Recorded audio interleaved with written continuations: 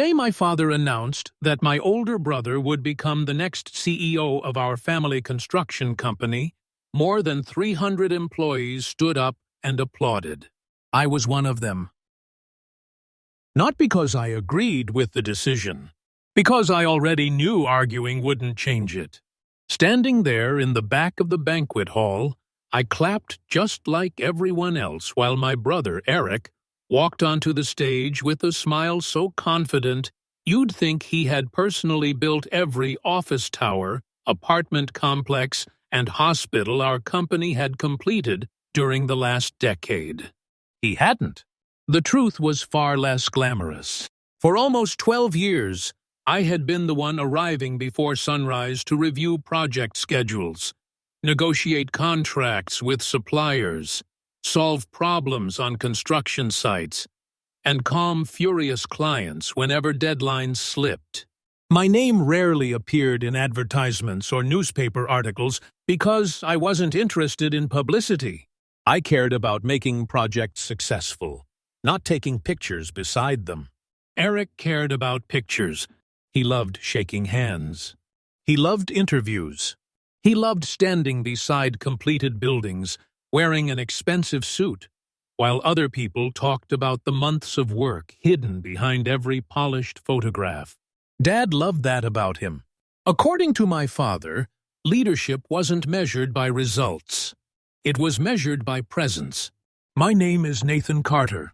I'm 38 years old, and I spent most of my adult life building a company that I never actually owned. People usually assume family businesses are built on loyalty. Sometimes they're built on expectations that never change. I grew up in Columbus, Ohio, where Carter Development was more than just my father's company.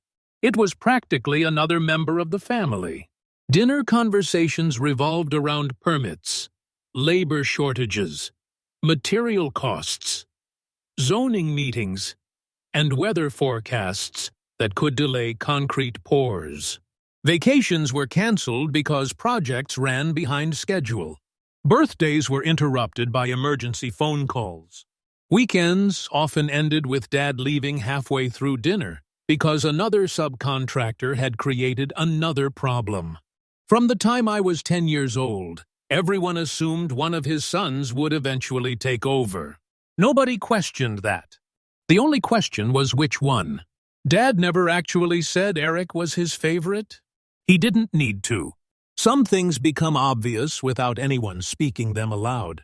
Eric had natural confidence. He could walk into a room full of strangers and leave 20 minutes later knowing everyone's name. Teachers loved him. Neighbors loved him. Customers loved him. I admired that about him. I really did. The problem was that charm can only carry a business so far. Someone still has to make sure payroll goes out on Friday. Someone still has to verify steel deliveries before cranes arrive. Someone still has to spend 6 straight hours reviewing blueprints because one missing measurement could cost millions. That someone was usually me. By the time I graduated from Purdue University with a degree in civil engineering, Dad had already created a position waiting for me inside the company. Project engineer. It wasn't glamorous. I didn't expect. My first assignment involved supervising the renovation of a 70-year-old municipal courthouse that nobody else wanted because unexpected structural problems appeared almost weekly.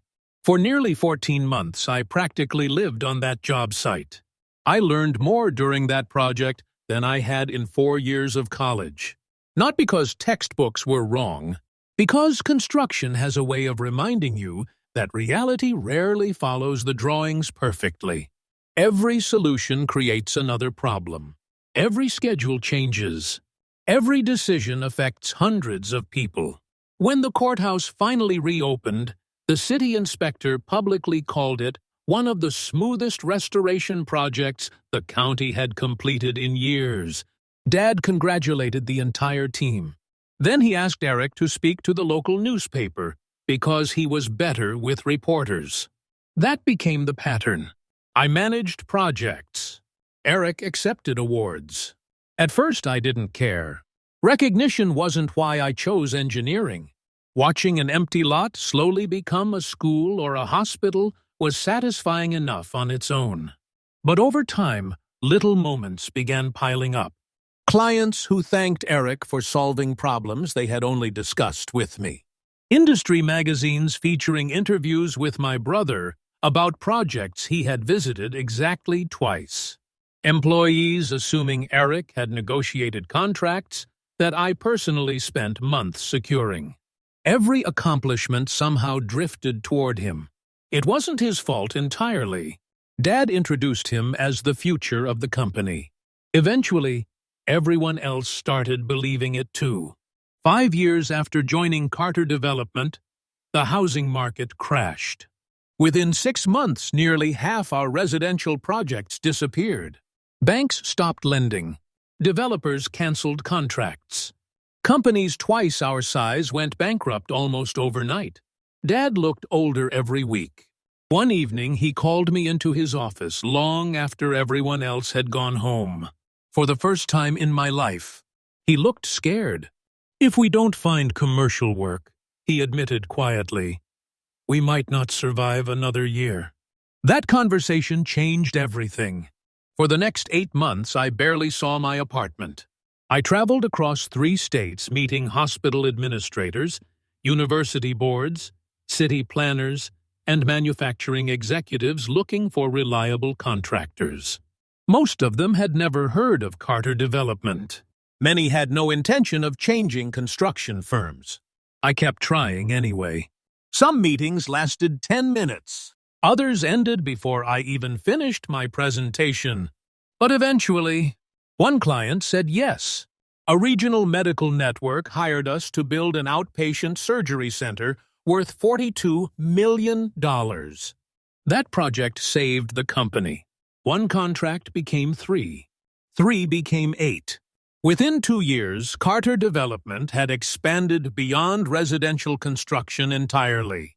Commercial projects now represented nearly 70% of our revenue. Dad called it the greatest turnaround in company history. At the annual employee banquet, he proudly thanked everyone who had helped make it possible. Then he handed Eric a Crystal Leadership Award. The audience erupted in applause. Eric smiled, accepted the award, and thanked Dad for believing in him. I was sitting at table 12 beside the site supervisors who actually built those projects. None of us said a word. On the drive home, my wife Olivia finally broke the silence. "Does it bother you?" "What?" "You know exactly what." I kept my eyes on the road. "It doesn't matter." She looked out the passenger window. "I think it does." Olivia had known me since college. She recognized disappointment long before I admitted it. "I don't need awards." "I know. But everyone deserves credit." I shrugged. "Dad sees things differently. That's the problem." "No." I smiled weakly. "The problem is, I still expect him to change." She reached across the center console and squeezed my hand. "Maybe one day he will." I wanted to believe her. Years passed. The company kept growing. We opened offices in Cincinnati and Indianapolis. Our workforce nearly tripled. Revenue crossed $200 million annually. Whenever major clients requested meetings about technical issues, Dad sent me. Whenever newspapers requested interviews, he sent Eric. Eventually, my brother became Vice President of Business Development. I became Chief Operations Officer. On paper, we looked equal. Inside the company, everyone knew the difference. Eric spent most of his week traveling between conferences, charity dinners, golf tournaments, and networking events. I spent mine wearing a hard hat. I liked hard hats. They usually meant something productive was happening. Then Dad announced he was turning 65 years. He scheduled a company-wide celebration at a downtown hotel ballroom and hinted that an important announcement would be made before dinner. Employees spent weeks guessing. Some assumed retirement. Others predicted an expansion into neighboring states. A few quietly wondered whether he was finally choosing a successor. Even Olivia asked what I thought. I honestly don't know. But if he steps down, I'll keep doing my job. She smiled. That's not what I asked. I laughed. No, it isn't. Deep down, I allowed myself to imagine something I hadn't considered in years. Maybe experience would matter now. Maybe results would finally outweigh appearances. Maybe after watching me solve crisis after crisis for over a decade, Dad had realized leadership wasn't about speeches. The ballroom was completely full that evening. Employees, clients, city officials, suppliers, friends. Nearly every important person connected to the company sat somewhere inside that room. Dad stepped onto the stage to a standing ovation. He spoke about the company's history, about Grandpa starting with 1 pickup truck and 3 employees, about difficult years, about growth, about family. Finally, he smiled toward Eric. Every great company needs someone with vision. My stomach tightened, and I'm proud to announce that, beginning next month, Eric Carter will become the next Chief Executive Officer of Carter Development. The room exploded with applause. I stood. I clapped. I even smiled. Because in that exact moment, I realized something that changed the rest of my life. I had spent 12 years trying to earn a position that had been decided long before I ever walked through the company's front door. I arrived at the office before sunrise the following Monday. For the first time in 12 years, I wasn't there because I had a deadline to meet or a project that couldn't wait. I was there because I needed to make one final decision without emotions getting in the way. The building was almost empty. Only the cleaning crew and a few project managers had arrived. I walked through every department one last time.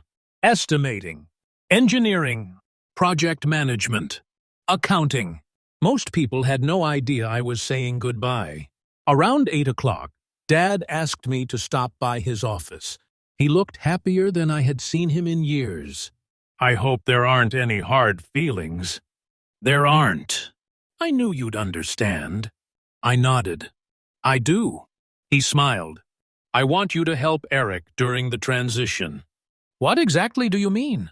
You know the operations side better than anyone. So you'd still be running most of the company? He said it so casually that I almost laughed. Eric would carry the title. I would carry the responsibility. Exactly like always. Dad leaned back in his chair. You've never cared about recognition. That sentence stayed with me. Not because it was cruel, because he genuinely believed it. He honestly couldn't see the difference between not asking for recognition and being treated as though my work didn't exist. I stood up. I appreciate everything I've learned here. I'm glad. But I won't be staying. His smile disappeared. What do you mean? I'm resigning. He blinked several times. I assumed you'd need a few days. No. My resignation is effective today. He stared at me in complete disbelief. You can't be serious. I've already prepared everything. I handed him an envelope containing my resignation letter, transition notes, and detailed documentation for every active project under my supervision. He didn't even open it. This is emotional. No, it's overdue. You'd walk away from the company your grandfather built? I helped build this company too. Silence filled the office. Finally, he said something I never expected. You'll regret this. I smiled politely. I don't think I will. Leaving wasn't nearly as difficult as I imagined. The hardest part wasn't walking out of the building. It was saying goodbye to people who had become family over the years. Several project managers hugged me. Site supervisors shook my hand. Our chief estimator quietly asked where I was going. I honestly don't know yet. That was the truth. I had no business plan, no investors, no office, just experience. 3 weeks later, I rented a small warehouse outside Columbus that had once been used by a roofing contractor. The walls needed paint. The roof leaked whenever it rained. The conference room consisted of one folding table and 6 mismatched chairs bought from a liquidation auction. It was perfect. I called the company Summit Build Group. The name represented exactly what I wanted. Not another family business. Not another legacy. Just a company built by people who earned their place every single day. For nearly 2 months, my phone barely rang. Starting over at 38 wasn't nearly as romantic as motivational speakers make it sound. Banks weren't interested in financing a brand-new construction company. Developers preferred firms with long histories. Every meeting ended with compliments about my resume, followed by polite rejection. Then one afternoon, my phone finally rang. It was Karen Mitchell, the facilities director for the medical network that had given Carter Development its first major commercial project years earlier. Nathan? Hi, Karen. I heard you left. News travels fast. It does, she laughed. I have one question. I'm listening. If I hire your new company, am I hiring the man who actually ran my projects? I smiled for the first time that week. Yes. Then send me a proposal. That single contract changed everything. Not because it was enormous, because people in construction talk. When one respected client trusts someone, others begin asking why. Within 6 months, 4 additional clients signed contracts. Then 8. Then 12. Most of them admitted the same thing. They weren't following a company. They were following relationships built over years. By the end of our first year, Summit Build Group employed 43 people. Half of them had previously worked with me at Carter Development. I never recruited them. They called me, one after another. Each conversation sounded almost identical. We miss how things used to be. Meanwhile, news from my former company became increasingly concerning.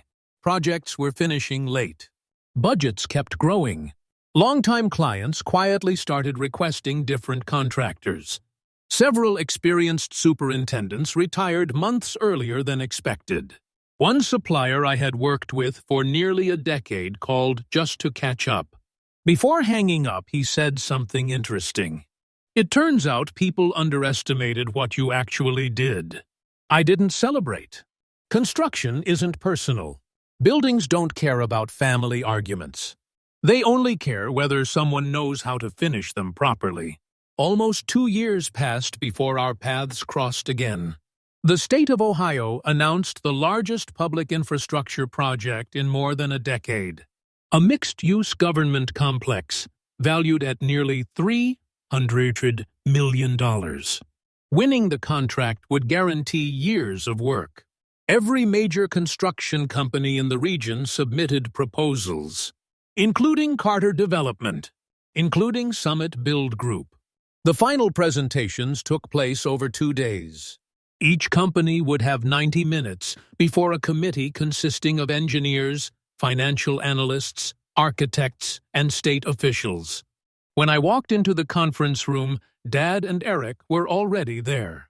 Neither of them expected to see me. Eric forced a smile. Nathan. Eric. Dad looked noticeably older. Not physically. Just tired. We exchanged polite greetings before waiting quietly for our scheduled presentations. Carter Development presented first. Eric handled most of the speaking. The slides looked impressive. Beautiful renderings. Ambitious timelines. Strong marketing. Then the committee began asking technical questions. Questions about logistics, material sourcing, risk management, construction sequencing. Eric stumbled several times. Eventually, he looked toward Dad for help. Dad answered what he could. But I noticed something. For years, those questions had always been directed toward me. Our presentation began 30 minutes later. I didn't bring flashy animations, I brought detailed schedules, engineering solutions, cost projections, risk analysis, maintenance planning. Every answer came directly from years of experience solving similar problems. When the presentation ended, one committee member smiled. "I have a question." "Of course. You seem unusually familiar with projects completed by Carter Development." "I should be." I smiled politely. "I managed most of them." The room became completely silent.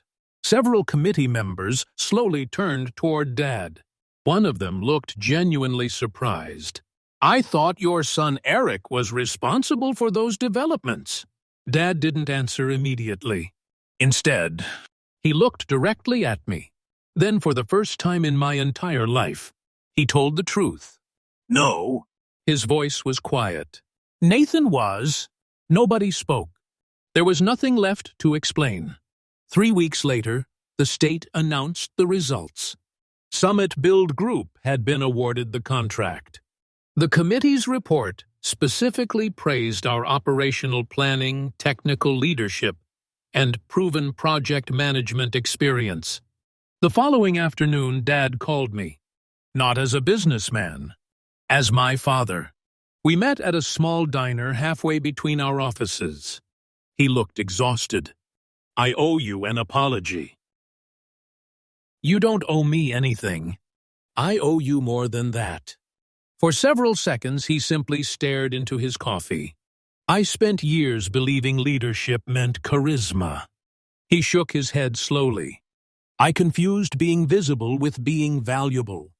Neither of us spoke. Finally, he continued. "I thought the company needed Eric's personality." And it did. He looked confused. "What?"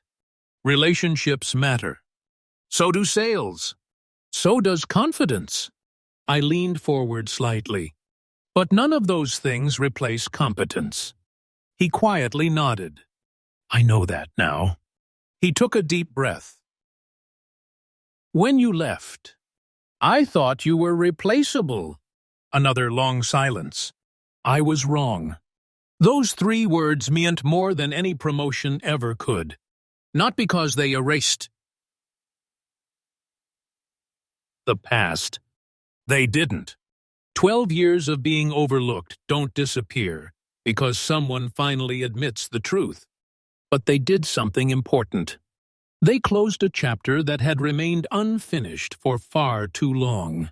Today, Summit Build Group employs more than 600 people across 4 states. We build hospitals, schools, research centers, and infrastructure projects that improve communities long after we're gone. Some of our employees used to work for Carter Development. Some never did.